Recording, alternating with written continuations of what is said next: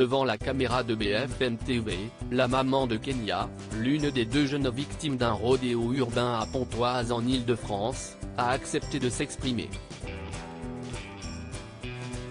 Marquée par le terrible choc du crash sur sa fille grièvement blessée, elle a voulu parler pour sensibiliser sur ce phénomène qui peut entraîner le pire. Les deux enfants jouaient à chat sur une esplanade, dans le quartier des Hauts-Marcouville à Pontoise, lorsqu'ils ont été percutés par un motard qui a pris la fuite.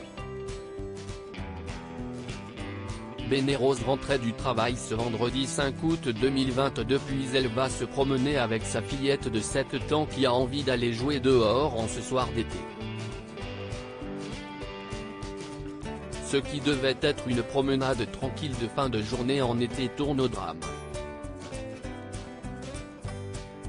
On était en train de marcher. J'ai à peine entendu le son d'une moto qui arrive. J'ai juste remarqué la moto qui fonce vers Kenya et les fils de ma copine.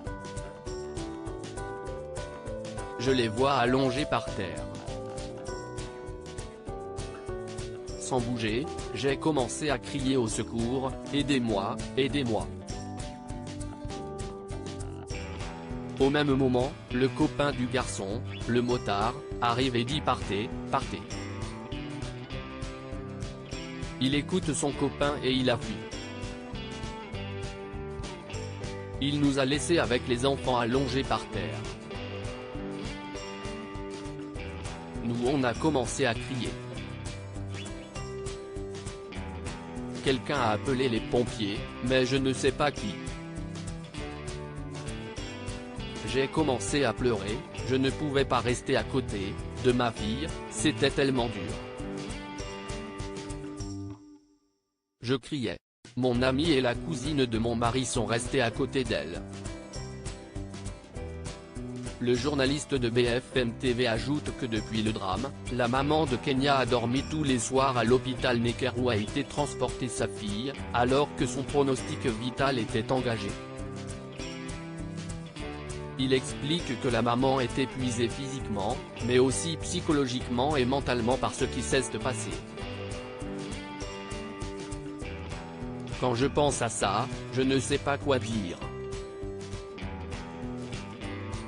On dirait que c'est moi qui a vécu le choc. Ça reste toujours dans ma tête. C'est vraiment un cauchemar.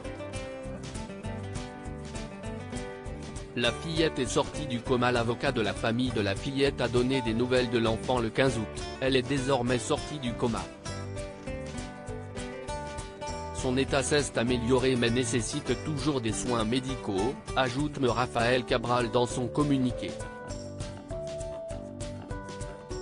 Au moment des faits, le parquet de Pontoise avait indiqué à l'AF qu'elle risquait de conserver des séquelles neurologiques lourdes. Présentant un traumatisme crânien, la fillette avait été opérée à l'hôpital Necker à Paris. Le garçon, souffrant d'une fracture du tibia péroné, avait été hospitalisé à Amiens. Le lendemain, en début d'après-midi, le motard, un jeune homme de 18 ans, s'est présenté au commissariat avec son avocat et a reconnu les faits. Il a été mis en examen et écroué le 8 août pour blessure involontaire ayant entraîné une incapacité totale de travail supérieure à 3 mois aggravée par 2 circonstances, le délit de fuite et le manquement à des obligations de sécurité.